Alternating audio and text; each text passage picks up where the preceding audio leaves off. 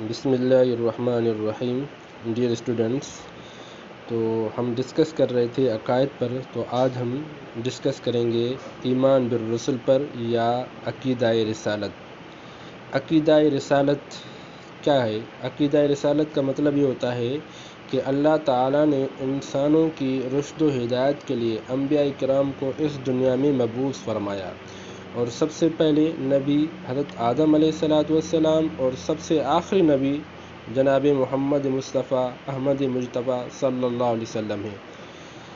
اور اسی طرح یہ انبیاء آتے رہے، تو ان انبیاء پر ایمان لانا اور ان کی اطاعت و فرما برداری کرنا یہ عقیدہ رسالت کہلاتا ہے یا ایمان بالرسل کہتے ہیں.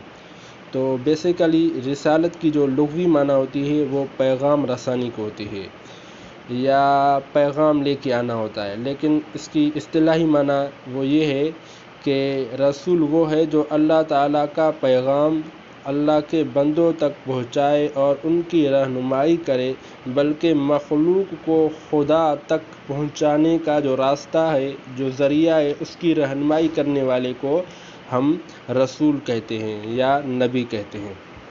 اب یہاں پر ہمیں بنیادی طور پر اس کا تھوڑا سا فرق سمجھنا ہوگا کہ نبی اور رسول کا کیا فرق ہے.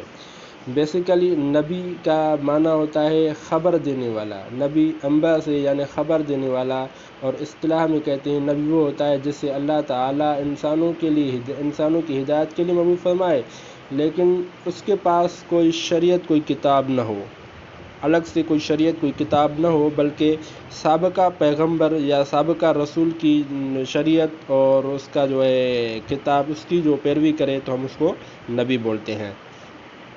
اور رسول اس کو کہتے ہیں جو بیسیکلی وہ نبی ہوتا ہے لیکن اس کو اضافی ذمہ داری ہوتی ہے. اضافی ذمہ داری کا مطلب یہ ہے کہ وہ صاحب کتاب و شریعت ہوتا ہے، یعنی اس کے پاس ایک نیا کتاب ہوتا ہے، ایک نئی شریعت ہوتی ہے، تو ہم اس کو رسول بولتے ہیں. تو گویا کہ بحیثیت یعنی ذمہ داری کے لحاظ سے نبی اور رسول برابر ہیں، لیکن رسول کے اوپر ایک الگ سی ذمہ داری ہوتی ہے کہ وہ مقام اور مرتبے میں نبی سے زیادہ اونچا ہوتا ہے کہ اس کے پاس ایک کتاب ہوتا ہے، شریعت ہوتی ہے. تو لہذا یہ بیسیکلی نبی اور رسول میں فرق ہوتا ہے. اب دیکھتے ہیں عقیدہ ختم رسول. تو عقیدہ ختم رسول کا مطلب یہ ہوتا ہے کہ یعنی نبوت کا جو سلسلہ ہے وہ ختم ہو گیا ہے.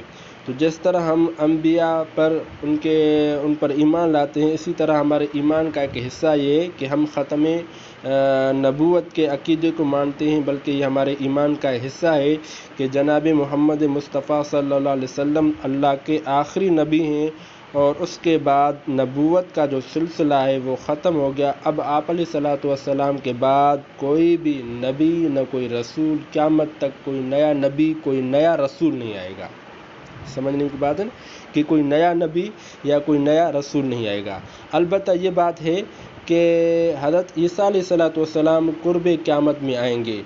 تو وہ جو آئیں گے وہ قرب قیامت میں آئیں گے، تو وہ نیا نبی نہیں ہے، بلکہ وہ اس کی نبوت کا جو وہ ٹائم پیریڈ ہے وہ گزر چکا ہے، وہ سابقہ نبی ہے. تو ہم نے کہا ہے کہ ختم نبوت کا مطلب یہ ہے کہ آپ علیہ السلام کے بعد کوئی نیا نبی نہیں آئے گا.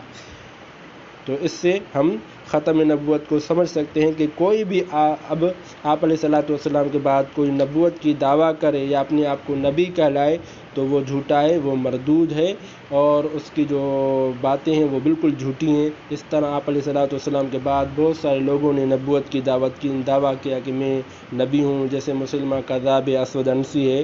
تو لوگوں نے، مسلمانوں نے ان کے ساتھ جہاد کیا اور ان کی نبوت کو ٹھکرایا، ان کو رد کر دیا.